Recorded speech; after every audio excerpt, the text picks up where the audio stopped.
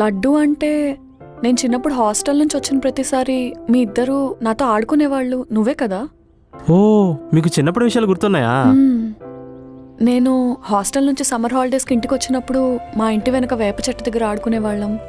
ఇంకా పొలం గట్టు దగ్గర మీరు చెరువులో దూకి స్విమ్మింగ్ చేస్తుంటే మేము ఒడ్డును కూర్చొని ఓణీలో చేపలు పట్టేవాళ్ళం. గంటలు గంటలు కూర్చొని ఒక్క చేప కూడా పడేది కాదు.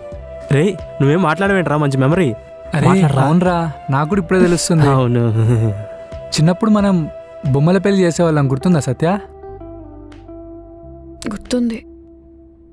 అప్పట్లో బొమ్మల పెళ్ళి ఆట కోసం ఆడితే ఇప్పుడు నిజం పెళ్ళి కూడా బొమ్మల పెళ్ళిలానే అయింది.